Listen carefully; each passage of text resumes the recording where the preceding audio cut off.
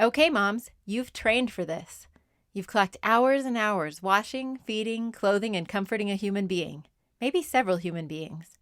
You've researched how much sleep they need, analyzed their sleep data, reorganized your life around their sleep, and experimented endlessly to make that sleep happen. You know what makes these human beings happy, and you delight in providing games and treats and outings to make them smile and laugh. You buy them cute outfits. When they're upset, you know when to give them space and when to give them a hug. When they cough or sniffle, you let them veg out on the couch and recover. You take them to the doctor when it's more serious. You spend time thinking about how to develop their brains and comfort their spirits. When they want to spend all day in front of a screen, you make them get outside and get some exercise, darn it. You've honed your skills as a holistic caregiver. You're really good at taking care of humans. So why are you staying up until midnight scrolling through Instagram, eating potato chips, ignoring that weird mole on your leg, and wearing a 15-year-old bra? It's finally time to apply these caregiving skills to yourself. This is the How She Moms podcast, where we talk about how different moms solve the same problems. I'm Whitney Archibald, a mother of 5 kids myself. I collect ideas so you can pick and choose what works for you and your family. In today's episode, we're going to talk about taking care of ourselves. The why, the what, and the how. In fact, I talked to so many incredible moms about this topic that I can't fit them into just one episode, so I've split it into 2. The second part will feature 3 case studies of moms who've found unique approaches to self-care. But today's discussion needs to start with defining self-care. Many of us have been conditioned to think of self-care as extra. Pampering, treat-yourself things like massages, manicures, and beach vacations. Don't get me wrong, I am not knocking any of those things. They can certainly be part of your self-care package, and if so, that's great. But for many moms, especially those on tight budgets and tight schedules who can barely find time for a shower, those things feel out of reach. The big problem is, if we limit our idea of self-care to those extra perks, we can convince ourselves that self-care is not important or necessary for us. And that's just not true. Self-care includes both our wants and our needs. Like we talked about in the intro, you know what human beings need and how to take care of them. So we can start there. Your body needs nutritious food, water, sleep, and exercise. It needs to be cleaned and clothed. Bonus if those clothes also spark a little joy. Your mind needs to learn and grow and develop.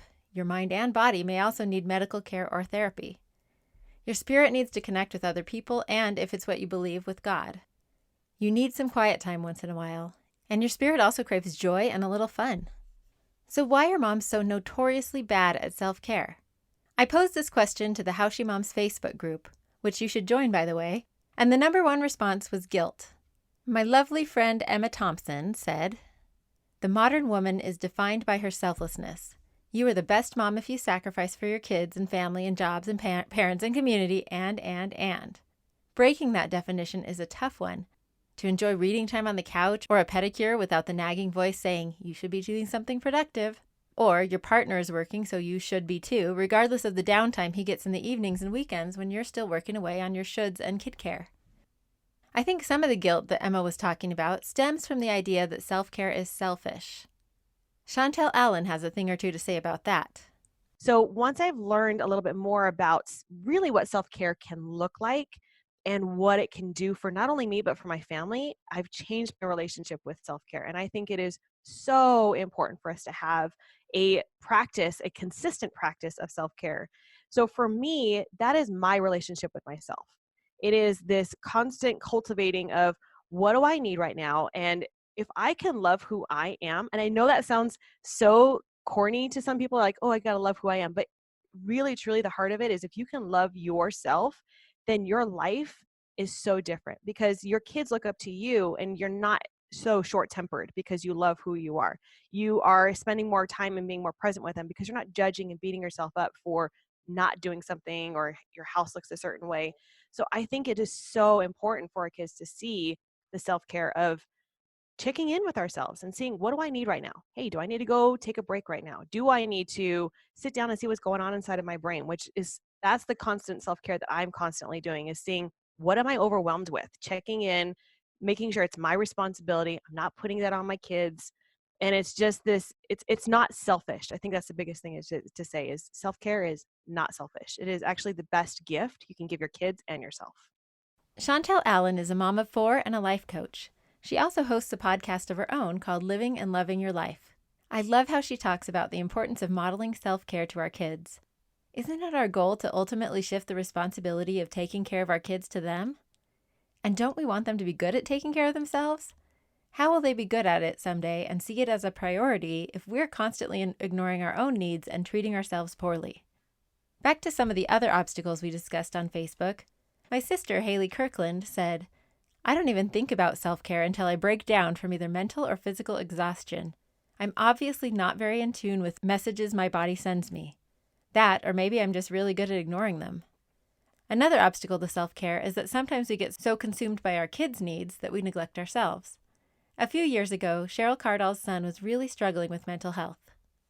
At one point, due to some of his struggles, it sent me into a spiral of depression where it was hard to get out of bed and things like that. And I think at that point, I realized I was so intertwined with his challenges and his struggles, and I lost who I was. And I had to learn how to find who I was again, because it does no good for him if I'm so enmeshed in his issues that I lose myself. I can't be that strong mom to help fight for him if I don't know who I am. And I have to get out of that, where every time he goes down a path that I don't like and I am struggling with, that it takes me down with him. And so I've had to really fight for myself and figure out who I am so that I can be strong enough to help him. I don't have control over his path. I know that. He definitely has his own ideas of his own path, and he has his own struggles, and I don't have to fix those struggles. I just have to be there and show up for him. And I can only do that in a healthy way if I know who I am and I am taking care of myself. Cheryl Cardall talks about parenting through mental health challenges on her new podcast, Fight Like a Mother. She is so wise and is doing such important work. In another Facebook post on the topic, Sarah Perry stopped me in my tracks. She said, "Sometimes I can't even figure out what my needs are." When I asked her to elaborate, she said, "I think it can happen when I neglect certain needs so long that it's hard to figure out what will fill them when I actually stop to think about it. Also, I feel that as I've changed, from motherhood as well as just living life, some interests have evolved, but I haven't taken the time or thought to figure out how to incorporate new things into my life. And what new things do I want to incorporate? What will fill me up? For me, that takes trial and error to figure out. Recently, I've run into more of the error side of things, still trying." I love that Sarah is still trying. When we're kids and teenagers, we're expected to be trying new things all the time and getting a feel for what we like to do. But sometimes we forget that this can be a lifelong pursuit. I want to help Sarah, and I want to help any of you moms who find it hard to identify what you need. So I initially planned to make a self-care worksheet to help you identify ways you could take better care of yourselves. As I got further into it, though, it got really big really fast, and I realized it wasn't actually that helpful. There are endless ways to take care of yourself, and I couldn't really fit them all in one list. Also, seeing a big list might be more overwhelming than helpful. Instead, if this is you, I suggest doing a simple journaling activity. Start with 6 categories: physical, intellectual, emotional, creative, spiritual, and connection. Brainstorm what you need or want in those areas. You can also identify what you're already doing to take care of yourself in those categories. Then pick just one thing you can do this week to meet one of those needs. Once you get that one down, you can refer back to this journal entry to continue to build in other self-care practices. My goal is that by listening to the ideas of moms in this episode, this brainstorming session will be a piece of cake. I'll write out a list of questions for your brainstorming session in my next email so you can have that as a guide.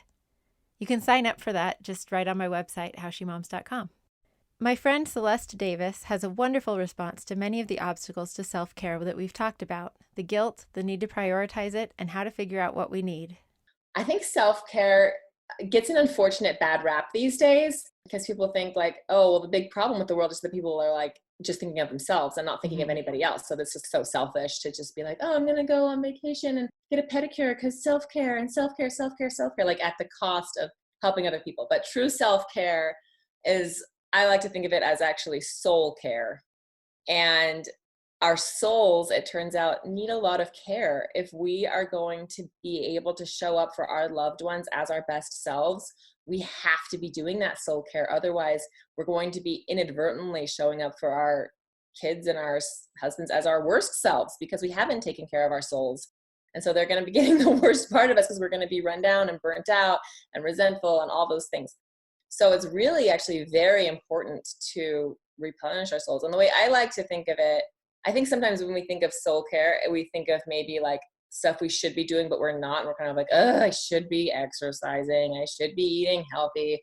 I should be reading my scriptures and I'm not. I should be going to bed on time and I'm not, like with this man.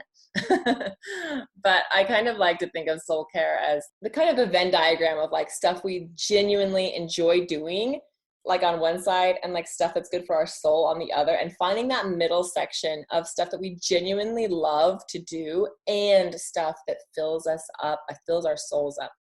So for me, that's reading, writing, and nature. Those are the three big ones for me that when I do them, I genuinely look forward to it. I don't have to force myself to. I love going hiking. I love reading. I love writing. And it fills me up. So I think that if you can fit that into your schedule every single day, you'll be more productive, you'll be happier, you'll be better able to love your people. Celeste is a fabulous writer and marriage researcher. She blogs at marriagelaboratory.com and has an Instagram account with the same name, Marriage Laboratory. My Venn diagram happens to look very similar to hers, but those three things might not be anywhere in either circle for you. I feel like I say this every episode, but that's because it's true. Our own personalities and life experiences will determine what we want and need, as does our current stage of life. I already released an episode called How to Find Time Alone. That's a big need for moms with young kids especially, so I'm not going to dwell on that aspect of self-care. But I will share a little more from a mom I featured in that episode, Ashley Freehan. Ashley is a mom of 2 who also runs 3 successful businesses. She talked in the last episode about how she sets a firm boundary with her kids so she can have her mornings to herself until 7 o'clock. In this episode, she's going to talk more about why she set this up in the first place and what she does during that time to take care of herself. I constantly allowed myself to be woken up by my kids. So I would sleep in as long as I possibly could, and then they would wake me up whenever they woke up, and it was just like they ran the house. You know, it was kind of like, hey, we're ready for you to be waking up right now, so get out of bed. And I came to a realization, it was just like, I can't even get dressed without it being interrupted. I can't even use the bathroom without them needing something. And so finally I heard someone say, like, you have to wake up before your kids if you want to have a productive, joy-filled day. And I was like, what? Okay, I guess I'll try it. And it honestly took me forever, probably like 6 months consistently to actually get out of bed and stay awake. But now my alarm goes off at 5:15 every morning and I am awake and ready to get my stuff done because I know what a difference it makes in my day. What I like to do in the morning is make sure that all of my needs are taken care of first. So when I wake up, I make sure I get dressed, I brush my teeth, I do all of the like hygiene things. I actually put on makeup.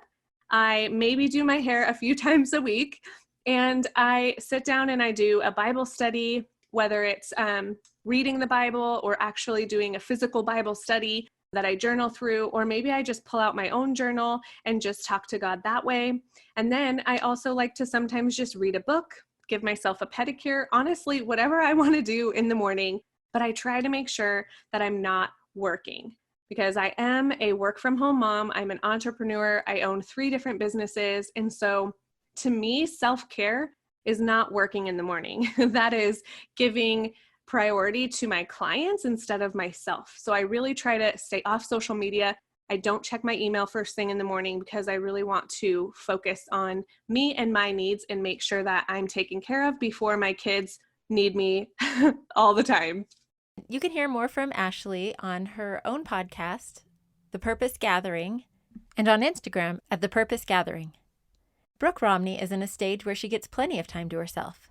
As her kids started growing up and going to school, she started putting more and more time into her writing career, and she no longer has a deficit of alone time. I asked Brooke what self-care looks like for her. I am not a good person to ask about this. Self-care is definitely spending time building relationships. That's when I feel most cared for. So I spend a lot of time on my own thinking and writing. And so when it comes to more care, mine looks like looking outward. So spending time with my husband on a date night, doing something fun with my kids that's usually outside and spontaneous. I don't do a lot of girlfriend things. My stage of life just is so consuming with older children. But I do love to like get out and take a walk with a friend. I do make sure that I exercise, and when I exercise, I do things I love. So exercise for me is not a punishment. It's something I look forward to. So I take dance classes and I do yoga, and then every now and then I throw a run in to round things out. Definitely getting rest. I thought it was like you were awesome if you were the type of person that didn't need a lot of sleep and could run on fumes. And then I realized that just made me a really grumpy and irritable person. And so I prefer to get a reasonable amount of rest every night so that I can be the person that I like to be during the day. So, and I was not nearly as good at it when I had little kids, but you know what I did try to do the things that made me happy. And when I had younger children, self-care looked like walks with friends with kids in strollers and wagons. It looked like, 2 to 3 hours at the park, not worrying about the fact that my house wasn't getting clean because I was engaging with my kids and engaging with other women and enjoying nature. So I guess it hasn't been an issue for me as much because I have tried to do the things that help me take care of my mind and my body because that's the way that I feel best. So. Yes, I would argue that you are an expert in self-care. Thank you. Brooke is one of my favorite writers, and in fact, her new book, I Like Me Anyway, just showed up on my doorstep. I'm so excited to dig in. One of my other favorite things she creates is Teen Talk Tuesday, a weekly topic to discuss with your teenagers. She comes up with relevant and usually controversial topics with great questions to guide deep conversations about ideas. You can find it on Instagram at Brooke Romney Writes. Delphine Brandt is in a similar stage to Brooke. It took a long time. It seems like it took the kids to not want me at every stage of their life. Yeah. So I would say that I started to self-care, I would say 3 or 4 years ago, more by working out because they're in school and they don't care. They don't know that I'm gone. I've started to just go. We live in a small town and it doesn't have everything I want, and we live an hour and 45 minutes away from Las Vegas. So I took my car, went and did some workout classes that are not available here, and go to shopping there and go do my hair there. And by the time I come back to pick up kids, they don't even know we're gone. So I love it because it doesn't impact anybody. And then I've been involved with a renovation in the local theater here. And so that has brought many things, new knowledge. And then I've met many people of all walks of life. So that's also really enriching. And then trying to connect with my friends, which we all have children in all stages of life. So we just connect sometimes in the car at pickup. Like we open our window and that's the only time we can talk. But that fills up my cup. I need other women in my life to fill up my cup. So I try to reach out to them. And most of the time when you reach out, there's always someone willing to meet for a cup of coffee or work out together. Or there's many ways that I would say that's how I branched out, not being 100% mama. For the first time, I'm in the same boat as Brooke and Delphine. All of my kids are in school, or at least they're all school age. We do have COVID in the mix here. And many of my friends are either in the same stage or quickly approaching it. We're in midlife, and we all know the dirty word that usually follows the word midlife. I suppose you could call How She Moms my self-care answer to the midlife crisis. Or, more accurately, the way I have thus far avoided the crisis part. I had been wanting to get back to writing, and I had been nurturing this idea of writing about motherhood for a really long time. When my schedule opened up, this blog and now podcast jumped right in and gave me purpose. But some of my friends in the same situation are struggling to find that new purpose to fill the void. I'm working on an episode about how moms find passion and purpose, so if you have any stories to share about your own passions, I'd love to talk to you about it. You can email me at whitney@howshemoms.com. Jen Brewer found her passion in an unexpected place. Okay, what I did then when I was going through my hard time is I finally came to a moment where I owned my passion, and that my passion did not revolve around being a homemaker. I finally released the guilt from that. And my passion, my true passion, is fighting malnutrition. And I do that by going to Guatemala. Weird and random, I get that, and I own that. And I will drag my kids to Guatemala. I realize not everybody can. I realize it's a weird circumstance, but I feel the most alive when I am digging a garden in a completely forgotten remote area that's not even a blip on a map somewhere, so that some family can have food to feed their kids. That to me is my total zen. Weird, and I get that it's not the ordinary pampering thing, but I own that. And that's part of why I truly feel like I was put on this earth.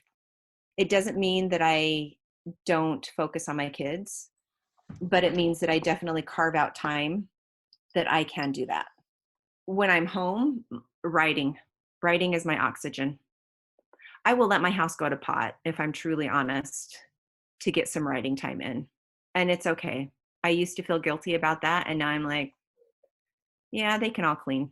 It's okay. Because they can either come home to a clean house and a bitter mom, or a dirty house and a mom who welcomes them, because I got my writing time in for the day. Chantel Allen also uses writing as self-care, but in a very deliberate way. I sit down with a notebook, and for about 15 minutes, I do a thought download, is really what it sounds like. I get a piece of paper and I just start writing. And I'll put a timer on, so it's between 3 to 5 minutes, just however long I think I need for that day. But I don't lift my pen until that time has gone off. And this is sometimes the hardest thing, because our brain does not want to, for one, complain. It doesn't want to start listing out all the things that are going wrong. And two, we've trained our brain to think in full sentences. So teaching it to just dump out and vomit and just think of fragments and feelings is sometimes very hard for our trained brain to do. It's like unwiring some of that education that we've had. But doing that, you can see what I call like the nooks and crannies of what's going on inside of your brain. It's like cleaning out the closet. There's a dirty sock that you haven't seen forever in the back corner, but until you take everything else out, you won't see what it is that's going on. So doing it constantly, I do it at least 3 times a week. That's usually about my regular, but I will do it on a regular basis if I notice I'm having a lot of struggles or frustration, or I'm short-tempered, just to see what is going on inside of my brain that I can take a look at and decide what I want to do with it at that point. This thought download helps Chantel manage her anxiety and figure out how to best take care of herself. If you want to hear more of my interview with Chantel and how she navigates her own anxiety and her son's, you can listen to my interview with her on How She Moms Plus, a private bonus podcast with full interviews of some of the moms you meet on this podcast. Here's a short clip. We've got to teach our kids it's totally okay to have negative emotion. That's a part of our experience. There's nothing wrong with you for feeling depressed at times, for feeling sad at times. And the more they can understand that and feel confident that, oh, I'm okay, I think we would have a completely different language around depression, ADHD. I mean, it would be a totally different experience. And my goal is to start telling people, no, you can thrive with those things. It's not a get rid of it, something is wrong. I'm like, no, that is a part of you. You're beautiful because of it. You are you because of it. Can you thrive and use it to your ability instead of being afraid to share it with everybody? I'm like, no, I have anxiety and I'm proud of it and I'm okay because I have it. She just had so many great things to say. You can access this bonus podcast by joining our Patreon community at patreon.com/howshemoms. For just $5 a month, you'll not only be supporting this podcast and making it possible for me to keep creating more episodes, but you'll also get access to more great ideas, worksheets that go along with some of my episodes, recommendations for my favorite podcast books, etc., and of course, access to the How She Moms Plus podcast. Once you sign up and enter the podcast feed into your podcast app of choice, they'll show up in your feed just like this main How She Moms podcast. Another episode you may be interested in is my episode with Delphine Brandt, who we heard from earlier, about how she's bridged cultures between her French heritage and raising her kids in the United States. Hope to see you there. One of my favorite things about researching for this episode was just how different self-care looks for everyone. For some moms, taking care of their physical appearance is just the pick-me-up they need to feel more like themselves. This is not just vain or indulgent. I certainly feel much better and more cared for on the days that I take the time to take a shower, put some makeup on, and otherwise make myself look presentable. Getting a haircut feels amazing. Getting a mani-pedi with some friends can be life-giving, especially to a new mom who's tired of wearing clothes that don't fit and smelling like sour milk. Don't dismiss these things as frivolous. My neighbor, Valeria Miller, has really embraced this. Scheduling the facial, I feel very... It's definitely a treat. I'm like, what? I'm scheduling a facial every month. Like, that doesn't... I don't know. I never thought it's like that's what I wanted to do. But it is an hour where I could just go and I shut my phone and I'm like, oh, it's so nice to have somebody else giving you a little facial massage and just like being quiet. So then I'm like, I'm not going to feel guilty. And then it probably helps, maybe since we're in our 40s, I'm like, I better start taking care of my skin because everybody tells you better start taking care of it now before it gets too bad. I think I prepay it and schedule it. One is then I already built it in my budget. It's like, oh, that's already in personal care. I know that kind of half of the personal care might be my little subscription. And then since it automatically charged me, I get an email and then I'm like, oh, I need to schedule it because I will never, I'm the type of person that use the last little, piece of the toothpaste, or I'm like, I'm not going to let it go to waste. So I could not even imagine having a credit in such an expensive place where I'm like, oh, I'm scheduling like the next day. I'm like, okay, when can I get in? It's been fun. Yeah. I enjoy it. I'm not going to feel guilty. And I was trying to think, if I take my kids to the store or anything, I'm literally buying them, oh, you want this? Oh, okay. And I never feel guilty about maybe buying little things for them. It's like, oh, you deserve it. Oh, you did good in your exam. That's when I started buying flowers for myself lately because, I have the new kitchen. I'm like, I'm going to buy flowers. I'm like, why do I need to wait for a special birthday or something? They're not that expensive sometimes, Yeah. And they do last. And then if it's pretty, why don't we buy things for ourselves, I'm always buying it for everybody else, but not for me just to buy it, I think I figured, I'm like, I could maybe not buy the one bag of chips or something that nobody's going to notice, and I'll just get a flower. So I think kind of like the massage, it's built in my grocery budget. So as long as I'm staying in budget, I'm like, okay, I'll switch around some things. Val's other go-to self-care practices are going to the gym and seeing a therapist. Well, with mental health, part of it was after having the babies, I did had some postpartum depression and, I was almost forced to go to talk to somebody, right? But then lately, actually, I do keep my monthly appointment, and that's also quite it's sacred. We're not getting out of the budget. I'm going to my therapist, and it is nice to go talk to somebody that is removed from your life and you could just be free and get a different perspective sometimes. I love Val's emphasis on scheduling in her self-care. Sometimes just getting it on your calendar is the best way to actually make it happen.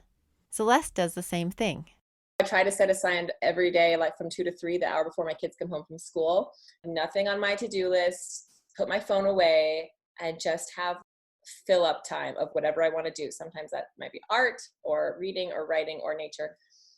And not cutting into that hour is a daily struggle. It is ridiculously hard to not answer emails or do something on Instagram or do something for whatever. It's so hard. It's so hard, but it's so important. And the days I do, it just makes everything better. When did you decide you needed to make that appointment for yourself? It's actually kind of recent. I've always tried to squeeze reading in when I would kind of be too frazzled to do anything else. But being really intentional about it. I think it was actually when I was on my blog and Instagram feed talking about fun. And I my blog's for my readers, but it's really I'm the one that benefits the most from my research and my writing for sure. Oh yeah. I'm convincing myself as I'm writing these posts, I'm like, yeah, I deserve fun. Dang it. I don't have to earn my fun for productivity. I just need to have fun. I want to be fun and have fun. And so I kind of was like, I'm going to do this. And it's been really, really, really, really good. I have such a testimony of fun now that I've been prioritizing. I'm like, this makes my life so much better. Why do I think I have to be productive all the time? This is so true. I love that idea that you don't have to earn your fun by productivity. But actually, even productivity can be a form of self-care in certain situations. For me, cleaning my own room and my bathroom and doing my own laundry counts as self-care because I so often make those things a last priority after cleaning the shared spaces or helping my kids clean their rooms. I also like to transform mundane tasks into self-care by saving my favorite podcasts to listen to while I do them. Listening to podcasts is actually a huge part of self-care for me, and it has been for 15 years, all the way back when my first son was born. It's such a great way to learn new things and engage intellectually, especially in stages when you have more conversations with children than with adults. My sister-in-law, Angeline Singley, told me that self-care for her is basically boring adult stuff like going to bed on time, drinking water, budgeting, and choosing to stay away from social media. Another way that productivity can be self-care is because it gives us a sense of accomplishment, whether it's work in an office, at home, in a home office, or all of the above. One challenge with home management is that often we have no evidence of our productivity because of the cyclical nature of so many tasks we do, like cooking and laundry. And then there are the unquantifiable things like comforting children, helping them with homework, or playing with them. Brittany Smart lived up to her last name and then some with her solution to this problem, creating a more accurate record of her productivity. One of the ways that I give self-care is to really set myself up to succeed. And by that, I mean, like, I will make to-do lists and I will break jobs down into the tiniest line items. For example, dinner. If I were to have a to-do list or whatever, sometimes dinner for the day, dinner wouldn't even be on the list. It would just be like an assumed responsibility, assumed job, whatever. And I would have these, 10 other things. And sometimes in my days, I can cross off 2 of my things, and that can feel very discouraging. Not recognizing the fact that, hey, I actually went grocery shopping and I decided what was for dinner and I made dinner, and those things took up a lot more time than what my to-do list reflects. So I have learned actually one way that, I don't know, gives me a little boost is to break jobs down into, I will have a line item, decide what's for dinner. And when I've decided, I can check that off, because sometimes it takes me an hour to even decide what the heck to make for dinner. Another line item might be brown the meat. It will be broken down into probably like an eye-rollingly ridiculous amount of minutia, so that I can, at the end of the day, look back and even though it's not like, oh, good job, I browned the meat, but I can look back and see where my time went, where previously I don't know where my time would have gone. For me, that is a form of mental self-care. It gives me a break from feeling discouraged of maybe not getting everything on my to-do list that I wanted to done. But I can look at the to-do list and be like, but here's why I didn't get everything done. There were a lot of moving parts for that one thing called dinner, or that one thing called laundry. Brittany Smart is a mom of 5 and the author of the book, The 5-Minute Time In, which we will discuss in more detail in the next episode. In the end, self-care is whatever meets your needs, fills you up, and makes you feel more like you. I hope this episode sparks some of your own ideas about how you can care for yourself, as well as how you care for all those other people in your life.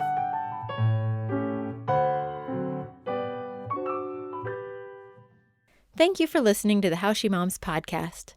If you like it, tell a friend. The bigger the community, the more ideas. There are lots of ways you can add your ideas to the How She Moms community. We have a Facebook group where we share ideas about upcoming topics and help each other solve problems we're facing in motherhood. You can also follow How She Moms on Instagram for quick tips and ideas. And you can go to howshemoms.com where you'll find transcripts of episodes and lots of other great resources. Special thanks to my mom, Susan Singley, for recording my theme music. She played this song all the time when I was growing up, and to me, it's the soundtrack of motherhood.